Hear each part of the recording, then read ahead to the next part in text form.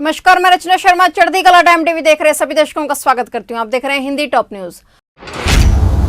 उत्तर प्रदेश सरकार और कांग्रेस के बीच बसों को लेकर विवाद थमता नजर नहीं आ रहा। अब नोएडा में कांग्रेस प्रदेश उपाध्यक्ष पंकज मालिक समेत 20 से अधिक लोगों पर मुकदमा दर्ज कर लिया गया है। उन पर लॉकडाउन नियमों का उल्लंघन करने का आरोप है।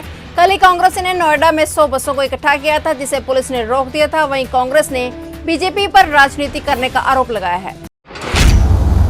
सुपर साइक्लोन अम्फान के आज पश्चिम बंगाल के तट पर टकराने की संभावना है। 21 साल बाद देश के तटीय इलाकों में एक बार फिर सुपर साइक्लोन का खतरा मंडरा रहा है। बंगाल की खाड़ी में उठा तूफान बुधवार को पश्चिम बंगाल और ओडिशा के तटीय इलाकों से टकराएगा।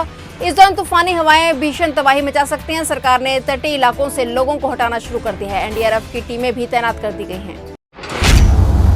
बेबी प्रोडक्ट बनाने के लिए मशहूर अमेरिकी कंपनी जॉनसन एंड जॉनसन ने बड़ा फैसला लिया है। दरअसल कंपनी ने अमेरिका और कनाडा में अपने उत्पाद बेबी पाउडर की बिक्री रोकने की घोषणा की है।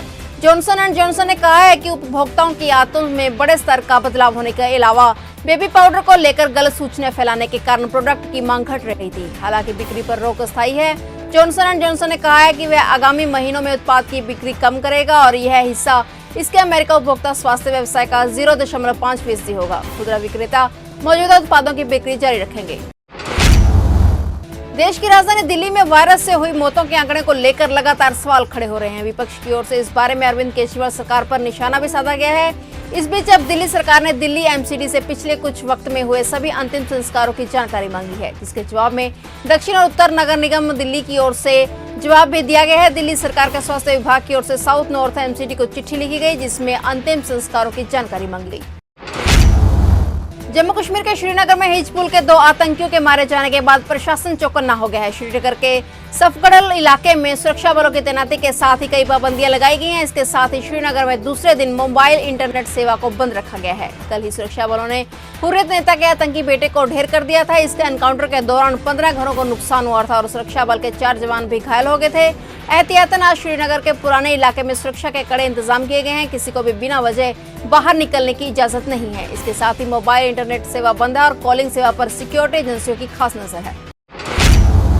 वायरस के कारण देश में लगे लॉकडाउन का चौथा फेज चल रहा है। सरकारों की ओर से लॉकडाउन 4 में कुछ छूट दी गई है, जिसे लेकर दिशा निर्देश भी जारी किए जा रहे हैं। बुधवार को गौतम बुद्ध नगर के डीएम की ओर से जिले के लिए दिशा निर्देश जारी किए गए हैं। इसमें दुकानदार को मास्क पहनना अनिवार्य बताया गया है। साथ ही पार्क के लिए भी नई टाइमिंग जारी की गई है। हालांकि अभी दिल्ली से नोएडा आने वालों के लिए कोई राहत नहीं है। जारी किए गए ताजा निर्देशों के मुताबिक अभी शासन से इसको लेकर निर्देश मांगे गए हैं। तब तक बॉर्डर पर जो स्थिति है वह बनी रहेगी। मजदूरों को लेकर बसों के इंतजाम पर कांग्रेस और बीजेपी के बीच चल रही सियासी जंग को बड़ा झटका लगा है। रायबरेली से कांग्रेस की विधायक अदिति सिंह ने ही इस पूरे मसले पर अपनी पार्टी के रुख की कड़ी आलोचना की है। अदिति सिंह ने कहा है कि ये क्रूर मजाक है और अदिति सिंह ने ट्वीट में लिखा है कि आपदा के वक्त ऐसी निम्न सियासत का क्या जरूरत है। उत्तर प्रदेश की योगी सरकार और कांग्रेस के बीच विवाद बढ़ता ही जा रहा है। यूपी राजस्थान बॉर्डर पर करीब 400 बसें खड़ी हैं। हालांकि आगरा प्रशासन की ओर से बाकी बसों और गाड़ियों को आने की इजाजत दे दी जा रही है, लेकिन कांग्रेस की ओर से मंगाई गई बसों को यूपी में घुसने की इजाजत नहीं दी जा रही।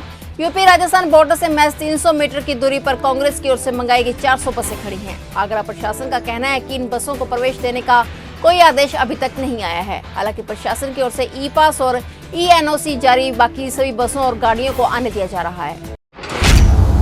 ओडिशा और बंगाल के तटीय इलाकों में सन्नाटा बस रहा है। महामारी के बीच तूफान की तबाही की आशंका से लोग डरे हुए हैं। तेज हवाओं से लोग खौफ में हैं। लोगों को लगातार सावधान रहने की हिदायतें दी जा रही हैं। उनसे घरों में रहने की अपील की जा रही है। प्रशासन ने 14 लाख से ज्यादा लोगों को सुरक्षित जगहों पर शिफ्ट कर दिया है। एनडीआरएफ की टीमें भी मोर्चे पर तैनात हैं। अम्फान के खतरे को देखते हुए मौसम विभाग ने ओडिशा और असम के लिए हाई अलर्ट जारी किया हुआ है। उत्तर प्रदेश में 24 घंटे में सबसे ज्यादा 323 संक्रमित मरीज मिले हैं। ये अब तक की एक दिन में आई सबसे बड़ी संख्या है। इससे पहले 17 मई को 208 मामले सामने आए थे। पिछले 24 घंटे में पूरे प्रदेश में 5 मौतें भी हुई हैं। प्रदेश में अब तक 4,926 मरीज पॉजिटिव मिले हैं। वहीं यूपी में एक्टिव केसों की कुल संख्या 1,885 हुई है। प्रदेश के विभिन्न जिलों में अब तक 135 मरीजों की मौत दर्ज की गई है। फिलहाल टॉप न्यूज में इतना ही। तब तक के लिए देखते रहिए चढ़ती कला टाइम टीवी और मुझे दीजिए इजाजत। धन्यवाद।